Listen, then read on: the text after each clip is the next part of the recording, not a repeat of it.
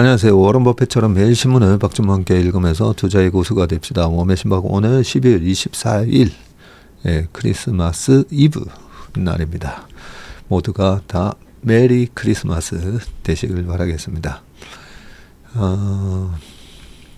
성탄절, 이 성탄절에 대한 의미와 주식 투자와의 관계를 예전에 3프로 TV에서 매주 토요일마다 방영이 됐었던 3프로 상담소라고 있었잖아요.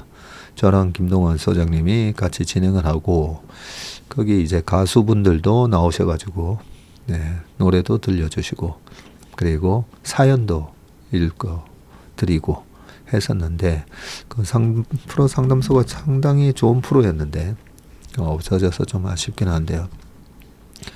그러고 보니까 제가 어떻게 하다 보니까 댓글 읽으면서 약간 상담소 같은 역할을 하기도 하는 것 같네요.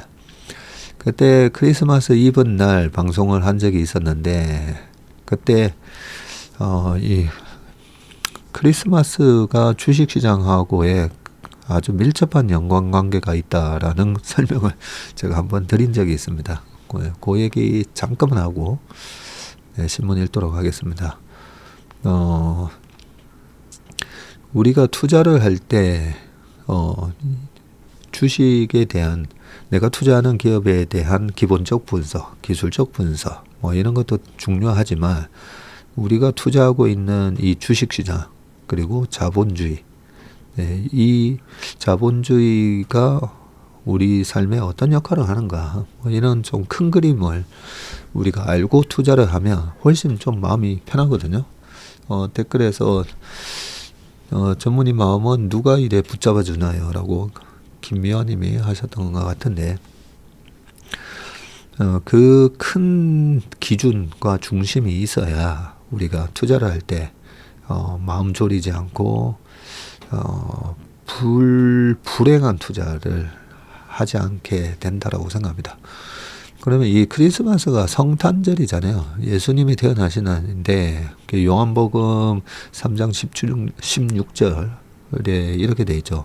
하나님 세상을 이처럼 사랑하사 독생자를 주셨으니 하면서 라고 돼 있는데 그래서 저는 이 말씀이 우리 삶에 있어서 가장 큰 기준이 되어야 되는 말씀이다라는 생각을 가끔씩 합니다. 그 부분이 왜 그러냐면 얼마 전에 제가 불신지옥, 예수천국 불신지옥 여기에 대해서도 한번 말씀드리긴 했었는데 실질적으로는 이 기독교의 가장 핵심은 저는 사랑이라고 보거든요. 그래서 근데 그 사랑이 하나님이 이처럼 세상을 사랑하사 그래서 사랑의 하나님이라는 그 믿음이 있어야 되고요. 그래서 믿음, 소망, 사랑 이렇게 되는데 그렇게 하나님이 우리를 이처럼 사랑해서 예수님을 보내주셨다는 거죠. 자, 거기로부터 모든 게 이제 해석이 다 저는 가능하다고 보는데요. 그러면 공산주의, 자본주의가 이렇게 싸우다가 결국은 공산주의가 물러가고 자본주의가 지금 우리가 살아가는 세상에 말 그대로 이념이 되고 있는데요. 이 자본주의를 하나님은 왜 자본주의를 흥하게 하셨을까? 라고 생각을 해보면 우리를 사랑해서 우리 삶이 윤택해지도록 우리 삶이 편하게 만들려고 우리 삶을 막 이렇게 힘들게 만들고 우리에게 고통을 주시려고 하는 게 아니라 이 기술적 자본주의에서 돈을 벌고자 하는 그런 욕심에 의해서 기술 개발도 하고 과학자 되기도 하고 여러 가지 그런 인간의 이기적인 마음이 결국은 기술 발전을 통해서 우리 삶을 전체적으로 굉장히 편리하고 윤택하게 만들었다는 거죠. 그래서 제가 가끔씩 이렇게 비유를 합니다. 조선시대로 들어가서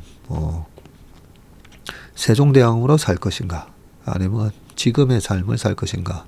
조선시대 때 보면 왕들의 평균 연령도 실제로는 40대였다라고 제가 알고 있거든요. 조선시대 전체적인 평균 연령하고 크게 다를 바가 없었는데 그렇게 왕을 급진하게 살피는 그런 궁중의 의원이 있었음에도 불구하고 여러 가지 지금 현대 의학하고는 수준이 많이 차이가 날 거 아닙니까, 그죠? 그래서 뭐 맹장이 터졌다고 하면 그때 당시에는 맹장 수술 못했을 거 아니에요, 그죠? 위생 상태도 그렇고 여러 가지. 그래서 의학뿐만 아니라 기술, 과학 여러 분야가 발전을 하면서 우리 삶이 엄청 편리해졌습니다. 조선시대 때 뉴욕을 방문한다고 하면 배 타고 그죠?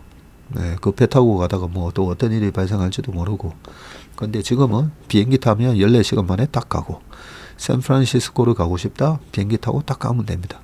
그리고 해외에 있는 가족하고 전화를 공짜로 페이스톡을 통해서 할 수가 있고, 이 모든 것들이 보면 우리 삶을 윤택하고 편리하고 그리고 우리의 시간을 조금이라도 더 이 삶을 연장할 수 있는 그런 의학 기술, 그리고 뭐 이빨이 아프거나 아까 맹장이 터지거나 뭐 이랬을 때 그런 기술 발전을 통해서 우리 삶이 고통 속에서 좀 더 편하게 살 수 있게끔 하고자 하는 게 바로 이 하나님의 뜻이라는 거죠.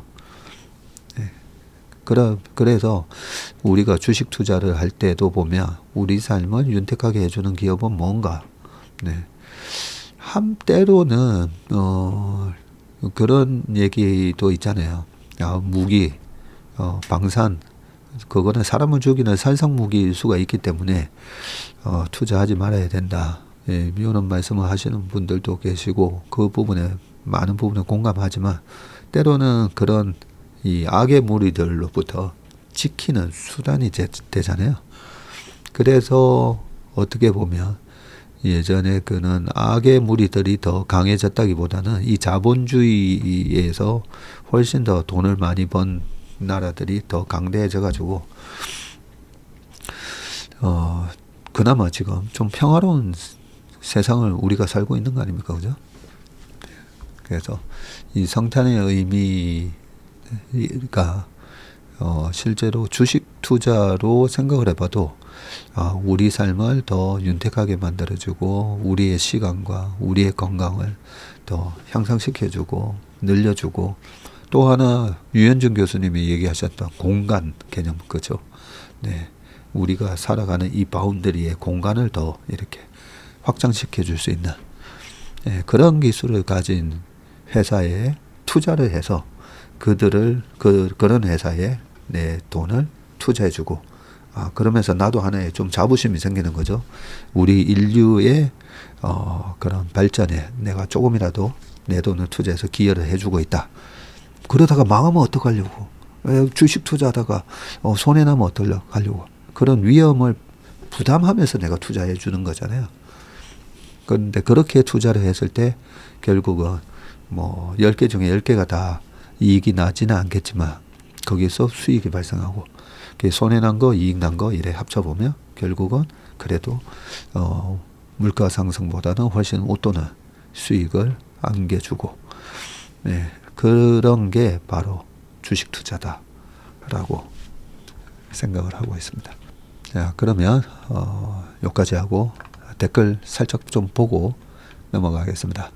네, 메리 크리스마스 많이 해주셨습니다. 기쁜 성탄 보내시라는 말씀들 많이 남겨주셨습니다. 홍익님이 노안이 오다 보니 작은 글씨가 읽는 자체가 좀 싫었었는데 요즘 경제신문을 이렇게 읽어주시고 담소도 해주시니 애청자가 되셨다고 합니다. 고맙습니다. 네, 매일 성실하게 올려주셔서 감사하다는 말씀도 하셨습니다. 이렇게 평균 늘 보면요 570에서 한 600분이 이렇게 좋아요 눌러주시거든요. 예, 그럴 때마다 이렇게 600분 그리고 매일 이래 들어주시는 분들이 거의 뭐 7,000명 넘으시잖아요. 예, 이런 분들이 저랑 함께 해주시고 저의 얘기를 들어주시고 해서, 그래서 저도 꾸준히 할 수 있게 된 것 같습니다. 제가 그렇게 막 이렇게 끈기 있고 막 꾸준히 딱 목표한 거 처음부터 끝까지 이렇게 하는 스타일이 전혀 아니거든요. 네, 게으르고 나태하고 그런 사람인데 이렇게 늘 같이 함께 해주셔서 저도 좀 더 성실하게 삶을 살 수 있는 것 같습니다. 네, 정말 감사합니다. 우리 김경찬 님도 조금 힘들고 조금 귀찮고 조금 어려운 일들을 택하자 다른 이들을 위하여 삶이 훨씬 행복해지는 것을 느끼며 살고 있습니다.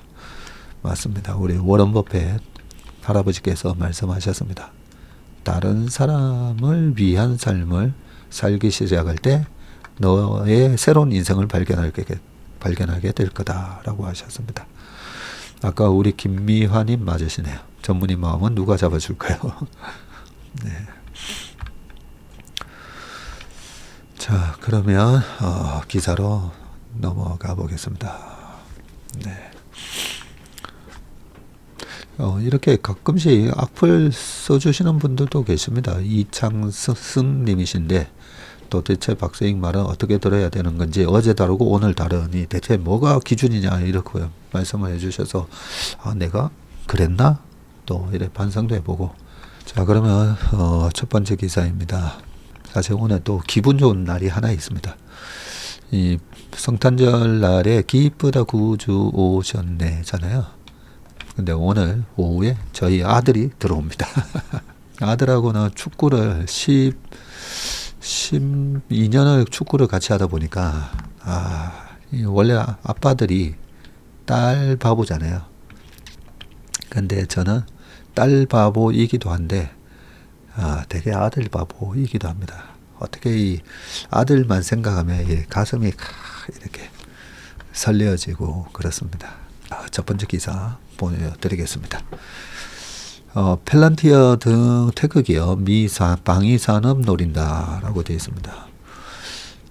팔란티어 공부를 많이 해야 되죠. 어제 23일 팔란티어가 나스닥 100 지수인가 편입이 됐는데 마이크로 스트래티지는 뭐 8% 빠졌다고 하는데요. 팔란티어는 어제도 소폭 올랐더라고요. 근데 최근에 이 편입 이슈 때문에 좀 많이 오른 면도 있거든요. 그래서 지금은 저는 일단은 조심. 뭐 트럼프 취임 하고 나면 이 트럼프 수혜주들 좀 빠지지 않을까. 그냥 막연한 생각입니다. 뭐 근거 없는 생각이고요. 그냥 막연하게 보통 이제 그냥 루머에서 뉴스에 팔아라는 것처럼. 근데 어떻게 보면 트럼프가 당선됐다는 것 자체가 뉴스였으니까 트럼프 취임식이 뭐 크게 그게 큰 이정표는 아닌데 2월달이 미국 시장이 9월 수익률 제일 안 좋고 그 다음으로 안 좋은 달이 2월이거든요. 그래서 2월달에는 좀 조정받지 않을까. 그냥 막연한 생각입니다. 네. 자, 내용 그것보다는 이 회사가 장기적인 성장 가치가 어느 정도 되는가 그걸 파악하는 게 더 낫죠. 한번 읽어볼게요. 방산 컨소시엄 주요 참여 업체들 이렇게 되어 있는데 미국의 AI 기반 방산업체 팔란티어 테크놀로지와 안두릴이 스페이스X, 오픈AI 등 기술기업과 손잡고 방산 컨소시엄을 추진한다. 이러한 스타트업 중심의 방산 컨소시엄이 탄생을 하며 록히드 마틴 등 전통적 방산업체가 과점해온 미 국방산업이 재편될 것이라는 분석이 나온다. 파이낸셜 타임즈 보도에 따르면 팔란티어와 안두릴이 AI 스타트업 10여 곳과 컨소시엄을 구성하는 방안을 논의 중이라고 하고 이러면 내년 1월 컨소시엄을 발표한다는 계획이군요. 아직 발표를 안 했네요. 이 컨소시엄에는 일론 머스크의 스페이스X와 챗GPT 개발사 오픈AI 그리고 자율 해상 선박 제조업체 스로닉 그리고 AI 데이터 업체인 스케일 AI 등이 포함될 전망이고요. 새로운 세대의 방위산업체가 되기 위해서 협력하고 있다라고 하고요. 해당 컨소시엄은 실리콘밸리의 기술 기업들이 국방부에 첨단 무기와 방어 시스템을 보다 효율적으로 공급하기 위한 레버리지 역할을 한다는 방침인데, 이에 록히드 마틴 등 전통 방산업체가 과점해온 미 국방산업 분야에서 경쟁이 심할 것으로 기대된다고 하고요. 방산업계는 오랜 과점 체제로 경쟁과 혁신이 부족하다는 비판을 받아왔는데, 현재 미 방산 시장은 이 록히드 마틴하고 보잉, 그리고 레이시온 테크놀로지가 있죠. 그리고 노스롭 그러먼, 그리고 제너럴 다이나믹스 등 5대 방산기업이 과점을 하고 있고, 대형 방위산업체들이 국방부와 장기 계약을 맺고 안정적으로 탱크, 전투기, 전함 등을 생산해 공급하는 방식인데, 내년에 지금 미 국방부 예산이 8,500억 달러, 약 1230조 정도. 야, 우리가 맨날 천조국 하지 않습니까? 그죠? 국방비만 1000조 쓴다고 해서 천조국이라는데, 반면 컨소시엄 참여를 고려하고 있는 실리콘밸리 기술 기업들은 현대전에 유용한 작고 저렴한 자율형 무기 개발에 집중하고 있고, 컨소시엄을 통해서 국방부의 기술 과제를 선제적으로 해결하고 군의 소프트웨어 기반을 강화한다는 포부입니다. 특히 도널드 트럼프 미국 대통령 당선인이 국가안보, 국경감시, 우주 탐사 등을 최우선 국정 과제로 내세우면서 방산 스타트업은 더욱 힘을 받을 전망입니다. 컨소시엄에 참여할 것으로 기대되는 일부 기업은 이미 상호 연계를 통해 협력하기로 합의했다고 파이낸스 타임즈는 익명의 소식통을 인용해 전했습니다. 일례로 안두릴이 이달 초에 펠란티와 오픈AI와 연달아 파트너십을 체결했었네요. 안두릴은 뭐하는 회사인가 봤더니 2017년 설립된 방산 스타트업이네요. AI 기반 감시 시스템 및 자율 드론을 개발하고, 국경 자율 감시 시스템인 센트리 타워와 지능형 탐지 솔루션 레티스 등을 개발해서 미국 국토안보부와 협력하고 있다고 합니다. 드론, 레이더, 카메라 등 하드웨어 기반의 센서를 이용해서 실시간 상황 인식 기능을 제공하며 국방 데이터를 실시간으로 시각화하는 점이 강점이고요. 팔런티어는 이달 초 자사 AI 훈련에 안두릴의 국방 데이터를 사용하는 내용의 파트너십을 체결했습니다. 오픈AI도 이달 초 안두릴과 파트너십을 체결하고 자율 드론 방어 시스템에다가 AI 기술을 제공하기로 했네요. 양사는 이 같은 파트너십을 활용해서 드론과 같은 공중 위협 대응 관련 정부 계약을 수주할 방침이라고 합니다. 러시아 우크라이나 전쟁과 이스라엘 헤즈볼라 전쟁으로 군사 목적의 첨단 AI 기술 개발의 중요성이 두드러지고 있는데, 이와 더불어 미중 지정학 갈등도 고조되면서 AI 방산업체에 자금이 쏠리고 있고, 팔란티아 주가가 최근 6개월 동안에 3배 이상 폭등을 했죠. 팔란티아의 시가총액은 지금 1834억 달러로 록히드 마틴 시총을 웃돌았군요. 록히드 마틴 시총이 1159억 달러인데, 팔란티아가 1834억 달러입니다. 안두릴은 올해 들어서 140억 달러의 기업가치 평가를 받고 있다고 합니다. AI 기반 무기 혁신이 주목을 받으면서 오픈AI 등 실리콘밸리의 중량감 있는 AI 스타트업이 방산 분야에 뛰어들고 있다는 분석이 나온다. 참 미국 주식시장은 그죠? 저희가 최근에 이 록히드 마틴 분석을 해봤거든요. 박성구 매니저가 해서 분석을 해봤더니, 록히드 마틴 옛날에 우리 600만 불 사나이,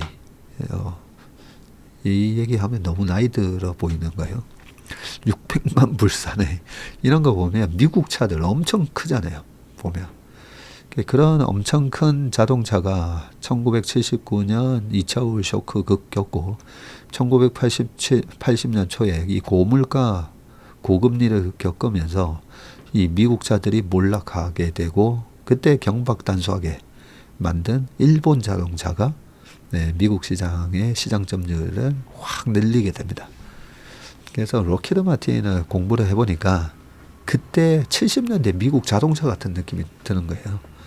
예, 이제는 조그만 이 드론들이 쫙 가가지고 공격을 하고, 미국 에이브람 탱크였나요? 뭐 그런 탱크가 뭐 600억, 700억 하는데 우리나라 K2 전차 뭐 200억, 50억.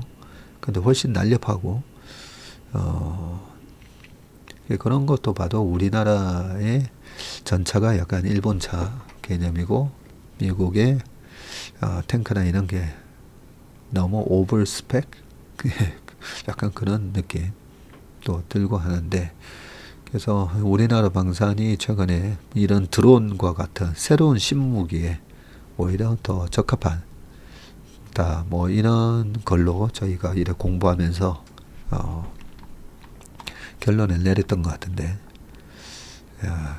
그래서 이 시대에 조금만 뒤떨어진다고 하면 주식시장은 가차없이 시가총액이 확 떨어지면서 거기에 기업 가치를 평가를 저렇게 해버리더라고요. 팔란티어 시총이 지금 이 정도를 받는 게 맞는지는 잘 모르겠지만, 벌써 이렇게 변했습니다. AI 시대의 방산은 내가 주도할 거야, 이런 느낌을 받죠. 두 번째 기사입니다. 국내 증시 흔들리자 개미 채권에 몰렸다라고 되어 있고요. 자, 자세히 보시면 채권 개미가 올해 40조를 사들였다고 되어 있습니다. 코스피 순매수 금액의 3배에 달한다고 되어 있고요. 표면 이율이 낮으면 가격이 더 올라가죠. 금리가 떨어지는데 이 쿠폰이 많으면 많을수록 금리가 떨어졌을 때 가격 변동성이 낮습니다. 그래서 제로 쿠폰 채권을 만기가 긴 거, 금리 변동에 민감한 채권은 만기가 길고 중간에 현금을 이자를 지급하지 않는 제로 쿠폰이 금리의 변동성에 훨씬 민감하게 반응을 하게 되어 있습니다. 자, 올해 개인 투자가의 채권 순매수 규모가 40조를 돌파하면서 이게 역대 최대를 기록할 전망인데요. 올해 20일까지 개인 투자가는 코스피 시장에서 14조 8천억을 순매수했고요. 같은 기간 국내 장외 채권 순매수 규모는 그 규모의 3배에 달하는 40조 8천억을 기록을 했습니다. 변동성이 큰 주식보다는 안정성이 뛰어난 채권을 선택한 투자자가 많았던 것으로 풀이되고, 외국인 투자자의 흐름도 비슷했는데, 여기 이제 외국인 투자자의 내용이 나오거든요. 외국인 투자자들은 올해 하반기 코스피 시장에서 20조 원 넘게 순매도했지만, 하반기입니다. 하반기. 상반기에는 많이 샀었죠. 자, 그러면 우리 주식시장에서 이렇게 팔면서 채권은 어땠나 보면 한국 채권 시장에서 46조 7천억 원을 순매수했어요. 그래서 요즘 뭐 우리나라 시장 큰일 났다라고 막 이렇게 경제 유튜브 중에서 좀 조회수가 많이 나오는 유튜브 분께서 저도 그분들 다 좋아하는 분들인데, 너무 좀 오버하신다. 약간 그런 느낌을 좀 받는 게, 우리 국민연금이 주식 매수하는 것도 하면서 계속 외국인이 팔고 나가는데 외화 자금을 고갈시키는 거 아니냐, 이런 얘기들도 막 하시던데, 근데 요 얘기를 안 하시더라고요. 모르셔서 아마 안 하실 수도 있는데, 외국인들이 지금 셀 코리아 하면서 빠져나가느냐? 아니에요. 이 반도체가 단기적으로 조금 겨울 그 얘기 때문에, 그 겨울 얘기 때문에 반도체 비중을 줄이는 거지, 지금 다른 비중은 오히려 순매수잖아요. 근데 마치 IMF랑도 막 비교를 하더라고요. IMF 때랑 비교를 하면서 이렇게 지금 외국인이 때리고 나가는 걸 뭐 국민연금이 사면 국민연금은 우리의 노후 자금인데 그 노후 자금 가지고 이렇게 무모한 물량 받치기 하는 거 아니냐 그런 얘기를 하는데 그렇지는 않습니다. 반도체 섹터를 안 좋게 보고 파는 거고요. 우리나라 시장에 대해서 이 시스템 리스크 가능성을 뭐 계엄 사태가 됐든 뭐가 됐든 이거 한국 안 되겠다라고 팔면요. 여기서 채권에서 먼저 도망 나가야 돼요. 채권에서 도망 나가야 되는데 채권을 46조나 샀잖아요. 그래서 셀코리아 외국인의 셀코리아 요거는 조금 과장되게 얘기가 됐다. 그렇게 저는 생각을 합니다. 전체 지금 장외채권 잔액 중에서 개인 보유 잔액은 22년 말에는 1.3%에 불과했었는데요. 현재는 2.4%까지 늘어났습니다. 여전히 아직까지는 개인 투자자들의 비중은 낮습니다. 국채 보유 비중이 높지만 개인 투자자가 회사채 등 크레딧 채권 매수에도 적극적이고요. 올해 들어서 국채를 12조 5천억 매수한 가운데 회사채와 여전채도 각각 한 10조씩 매수를 했네요. 은행, 보험 등 다른 기관에 비해 순매수 규모가 더 컸고요. 채권 투자로는 이자 수익과 자본 차익을 모두 기대할 수 있는데 만기까지 보유하면 지급 주기에 따라서 이자를 지급받게 되고요. 보유 중에 시중금리가 하락하면서 과거에 발행된 채권의 매력도가 높아지면서 가격이 올라 중도 매매를 통해 수익을 실현할 수도 있습니다. 보통 이자를 받게 되면 이자 소득세 내셔야 되고요. 근데 아까 제로 쿠폰채 같은 거, 이자를 안 받는 거를 들고 있다가 금리가 떨어지면서 채권 가격이 오르게 되잖아요. 금리가 떨어지면 채권 가격은 오르면서 그러면서 내가 1,000만 원 샀는데 우와 채권 가격이 1,100이 되면서 10% 수익 내고 팔았어요. 그러면 채권도 마찬가지로 우리나라 채권은 매매 차익에 대해서 양도소득세가 없습니다.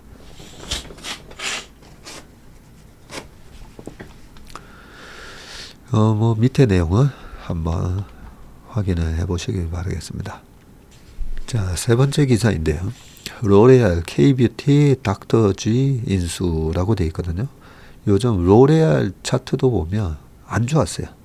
우리나라 대형 화장품 회사뿐만 아니라 로레알, 에스틸로드 이런 회사 차트를 보면 별로 안 좋습니다.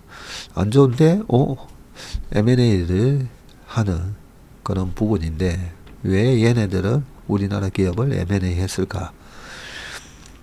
자, 세계 최대 화장품 기업이 로레알 그룹이 K뷰티 브랜드인 닥터G를 인수한다. K뷰티 브랜드 인수는 지난 2018년 스타일란다의 코스메틱 브랜드인 3CE 이후에 6년 만에 로레알이 인수하는 거네요. 23일 로레알 그룹은 스위스 유통사 미그로스와 자회사 고운세상 코스메틱 지분 100%를 인수하는 계약을 체결했다고 밝혔네요. 얼마에 샀는지가 안 나오네요. 고운세상 코스메틱 대표 브랜드는 2003년에 피부과 전문의 안건영 박사가 설립한 더마 코스메틱 브랜드 닥터G다. 로레알 그룹은 컨슈머 코스메틱 사업부에 닥터G를 합류시켜서 전 세계적으로 지금 급증하고 있는 K뷰티 수요에 대응할 예정이다. 여기 이제 중요한 얘기가 나왔죠. 왜 인수했는데 이유가 나옵니다. 전 세계적으로 급증하고 있는 K뷰티 수요. 참 우리나라 사람들 참 대단하다 그죠? 이 K뷰티가 이제 또 글로벌하게 각광을 받고 이 세계 최대 화장품 회사가 이 K뷰티 수요가 급증을 하니까 여기에 대응을 해야 돼 하면서 한국 화장품을 키우겠다는 거죠. 알렉시 페라키스 발라 로레알 그룹의 대표는 우리는 수년간 이 브랜드의 성공을 지켜봐 왔고 앞으로도 전 세계 소비자들에게 한국 최고의 스킨케어를 제공하길 기대한다. 안건영 고운세상 코스메틱 창립자는 고운세상 코스메틱이 로레알에 합류하게 된 것을 매우 기쁘게 생각한다. 우리의 사명은 항상 첨단 연구를 통해 건강하고 아름다운 피부를 제공하는 것이라고 전했습니다. 그래서 우리가 주식 투자를 할 때요, 이 M&A 가치라는 게 있거든요.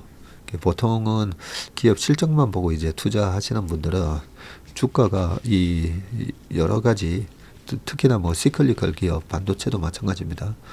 다운 사이클에 걸리면 그러면 이제 수익이 안 나다 보니까 한없이 빠질 것 같잖아요.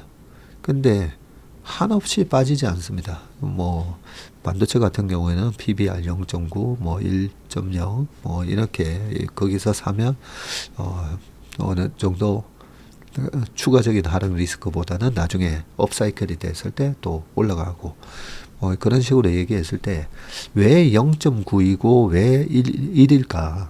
PBR 왜 0.9, 1배에서 이걸 사면 적자가 그렇게 계속 나는데도 왜 수익이 났을까? 작년에 보면요, 하이닉스 막 7조 적자 이랬었잖아요.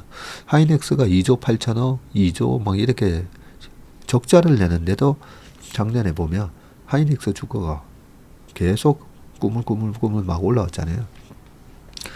거기서 PBR 0.9 언저리에서 사면 하이닉스는 터진 적이 없다. 그게 하이투자증권의 송명섭 연구원도 얘기했던 얘기인데, 그러면 거기서 사면 왜 안 터지는가?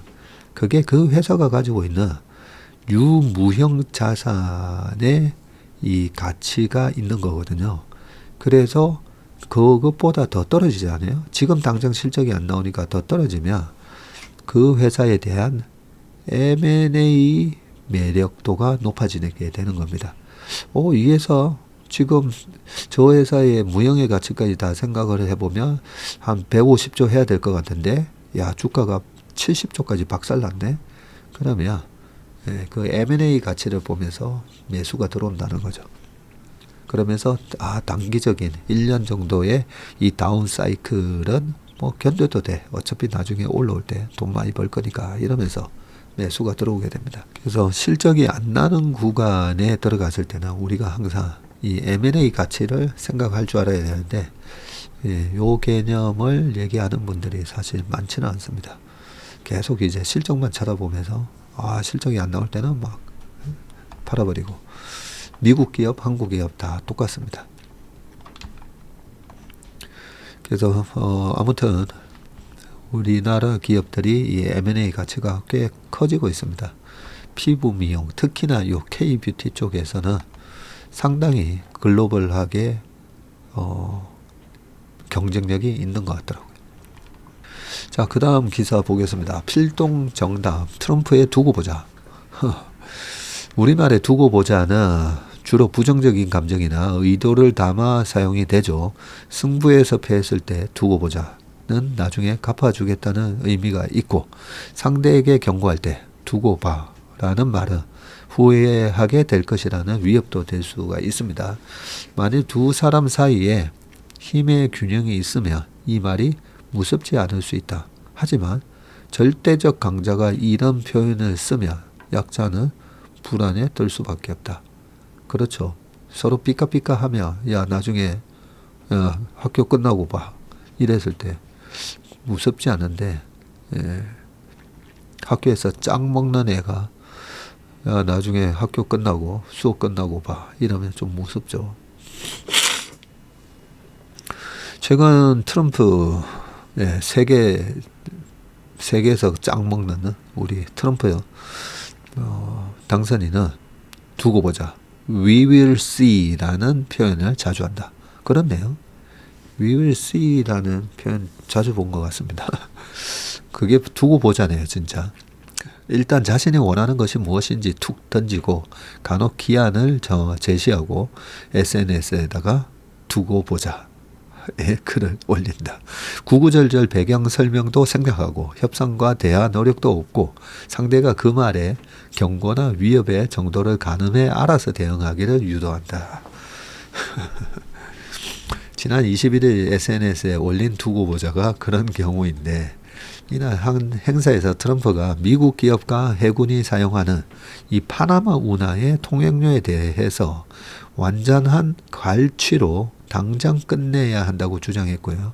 그러면서 도덕적, 법적 원칙이 지켜지지 않으면 파나마 운하를 전면 반환하라고 요구할 것이라고 강조했습니다. 이에 파나마 대통령이 단 1제곱미터도 양보할 수 없다면서 반발을 하자 트럼프는 미국 국기가 플러기는 운하 이미지를 SNS에 올리고 미국 운하에 오신 것을 환영합니다. 라는 설명을 또 달았다고 합니다. 그리고 두고 보자는 글도 덧붙였다고 합니다. 요구가 관철되지 않으면 소유권 반환을 요구하겠다고 엄포를 놓은 것이다.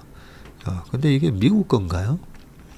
그의 두고 보자 전략은 효과를 나타내고 있는데 트럼프는 자신의 취임일까지 하마스가 붙잡은 이스라엘 인질을 석방하지 않으면 지옥의 대가가 있을 것이라고 경고했고요. 이때도 두고 보자는 표현도 덧붙였는데 이후 하마스는 이스라엘과 휴전 협상에 속도를 내고 있고 다음 트럼프가 두고 볼 대상과 목표물이 무엇이 될지는 종잡기 어렵다. 허를 찔린 상대방은 제대로 협상 전략을 세우기도 힘들다. 앞으로 그가 무엇을 두고 볼지 한국을 포함해서 전 세계가 지켜보는 수밖에 없다. 참 트럼프가 보면 거죠. 이 협상의 달인, 거래의 달인은 맞는 것 같아요.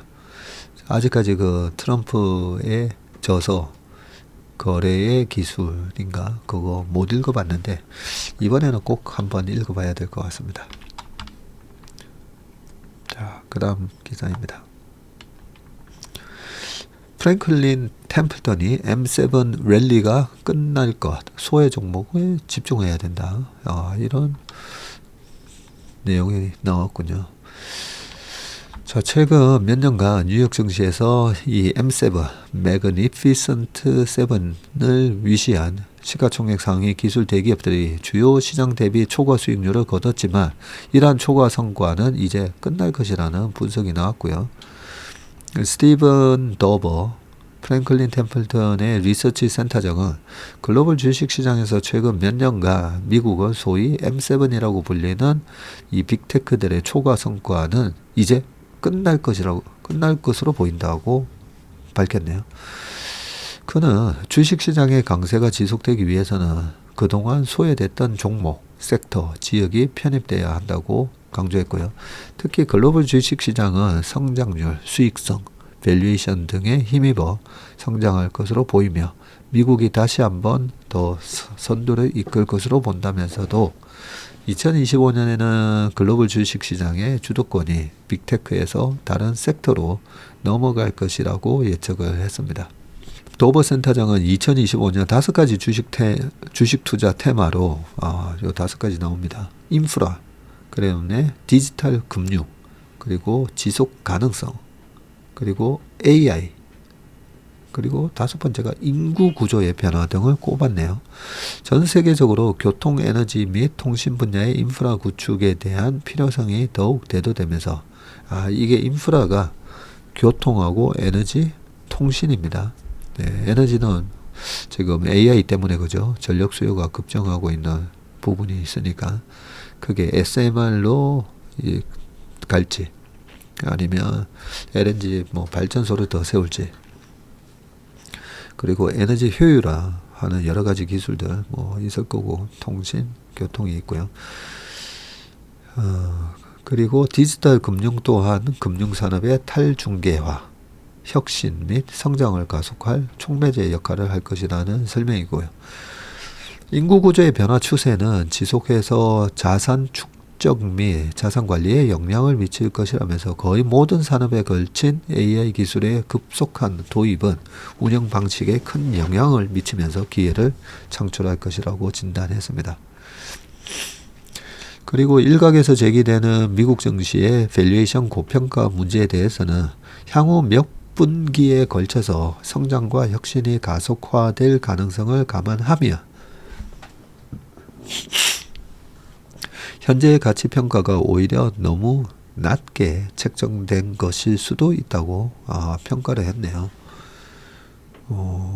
향후 몇 분기에 걸쳐서 이 성장과 혁신이 가속화될 가능성이 이제 높기 때문에 현재 지금 주가가 오히려 너무 낮은 것일 수도 있다, 이렇게 얘기를 했습니다. 아까는 M7이 이제 곧 끝날 거라고 했잖아요. 끝에까지 일단 다 읽어볼게요. 그러나 현재 미국은 경제 전 영역에 엄청난 영향을 미칠 수 있는 AI발 생산성 붐을 목전에 두고 있으나 많은 투자자가 이 기회를 여전히 과소평가하고 있다면서, 특히 인플레이션이 안정세를 보이고 GDP 성장이 뒷받침될 경우에는 연준이 중립적 내지 비둘기파적인 태도를 유지함에 따라 우호적인 금리 환경이 조성될 수 있다고 봤고요. 차기 트럼프 행정부에서 금융 서비스, 암호화폐, 기술산업, 에너지 부문은 규제 완화에 수혜를 입을 것이라고 덧붙였습니다. 한편 이날 글로벌 자산 운용사 프랭클린 템플턴은 25년 글로벌 시장 전망 보고서를 발간하고 경고한 거시경제 펀더멘탈과 기업 친화적 세금 감면 그리고 규제 완화 등을 근거로 2025년에도 대부분의 자산군과 지역에서 탄탄한 수익성을 기대할 수 있을 것이라는 전망을 내놨습니다. 보고서는 글로벌 경제의 성장률과 인플레이션, 금리 등 펀더멘탈 또한 긍정적이라고 분석을 했고요. 특히 재선에 성공한 트럼프 당선인과 미국 상하원 모두에서 다수당이 된 공화당의 정책은 2025년 한 해 동안 시장을 강력히 지지하는 요인이 될 것으로 예상했다. 그러니까 요 위에서 얘기된 부분은 그 아까 5가지 부분이 있잖아요. 그죠? 인프라, 디지털, 지속가능성, AI, 이런 부분들이 이 AI 혁신을 통해서 훨씬 더 좀 가속화되면서 앞으로의 성장과 혁신이 가속화될 거기 때문에 어떻게 보면 많이 저평가되어 있을 수 있다. 그런 얘기인 것 같습니다. 자, 마지막 기사입니다. 트럼프 시대 열린다. 내년이 두려운 업종은. 그러니까 트럼프의 당선으로 인해서 확실하게 이제 수혜를 보는 업종도 있긴 한데, 아까 we will see 하면서, 그죠? 이 참 트럼프 당선이 악재인 그런 업종이나 기업들도 있을 건데, 다시 한번 살펴보겠습니다. 내년 본격적으로 트럼프 시대가 열리면서 업종별로 극명하게 희비가 엇갈립니다. 특히 미국의 강력한 보호무역주의가 이어질 것으로 보이면서 여기에 직접적으로 영향을 받는 수출 업종을 중심으로 내년 실적 전망이 어두운 상황이고요. 자, 올해 역대 최대 실적 자동차, 내년은 어떻게 되는가? 최근 승승장구했던 자동차 업종은 내년부터 실적 성장에 제동이 걸릴 가능성이 커졌고요. 한국기업평가, 한기평은 자동차를 내년 실적 저하 업종으로 꼽았군요.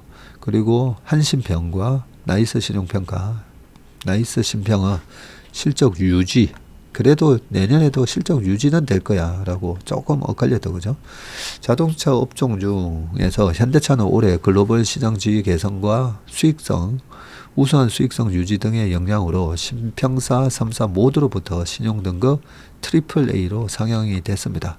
지난해에 이어서 올해도 판매 호조의 환율 효과까지 이어지면서 사상 최대 실적을 기록할 가능성이 높은 상황이고요. 여기 딱 나오네요. 신용평가사 내년 업종별 실적 전망. 실적이 개선되는 게 어딘가. 정유가 개선되나요? 그리고 조선 개선된다고 하고, 그죠? 호텔 면세, 그리고 방위산업, 전력기기 쪽은 확실하게 개선이 된다고 보는 것 같습니다. 그 다음에 실적이 저하되는 쪽 한번 볼게요. 이 주식 투자할 때 이 저하되는 거 조심해야 되니까요. 자동차, 해운 안 좋아지네요. 건설 안 좋아지네요. 신용카드, 부동산 신탁, 그리고 철강 유통, 석유화학, 디스플레이, 건설, 2차전지. 2차전지도 내년에도 안 좋다라고 돼 있고, 한기평하고 나이스 신평은 2차 전지가 유지 정도로 이렇게 생명보험도 안 좋다라고 되어 있네요. 해상운송, 철강, 은행, 소매유통, 생명보험 이렇게 되어 있습니다. 생보사는 아마 금리가 계속 떨어지게 되면 좀 생보사가 좀 수익성이 악화될 수 있다. 이런 차원인 것 같습니다. 현대차 얘기 조금만 더 볼게요. 트럼프의 주요 공약이 친환경 정책 후퇴와 보편 관세 부과를 통해 미국 산업을 보호하기 때문에 현대차 역시 미국 메타플랜트 준공에도 불구하고 미국 판매량의 약 40%가 관세 위험에 노출되어 있다는 분석이다. 여기에 추가적인 미국 자동차 산업 보호 정책 시행 가능성도 배제하기 어렵다라고 되어 있고요. 유럽 역시 내년부터 강화된 이산화탄소 배출 규제가 시행되는데 이에 따른 친환경차 판매 경쟁 심화는 물론 규제를 충족하지 못할 경우 부과될 벌금에 대한 우려도 높고 중국도 높은 관세를 피하고 현지 대응력을 강화하기 위해서 유럽이나 신흥국을 중심으로 적극적으로 투자하고 있어서 이 역시 중단기 경쟁 심화 요인이 될 수 있다. 뭐 그런 얘기를 해놔. 철강 해운을 보고 해운을 한번 볼게요. 해운 역시 미국 보호무역주의를 비롯해서 중국 부동산 경기 회복 지역 그리고 중동 분쟁 장기화 등의 영향을 받을 가능성이 높아서 그렇겠군요. 경제 블록화 강화는 해상 물동량을 전반적으로 감소시키게 되고 그죠? 또 올해 해운 업황을 지지했던 파나마 수에즈 운하 통행 제한도 완화되고 있고 공급 과잉에 따른 운임 하락으로 실적 저하는 피하기 어렵다는 그런 전망을 하고 있습니다. 여기까지 보도록 하겠습니다. 자, 그러면 오늘 크리스마스 이브 그리고 내일 성탄절 잘 보내시고요. 저는 또 목요일 날 건강한 모습으로 다시 찾아뵙겠습니다. 고맙습니다.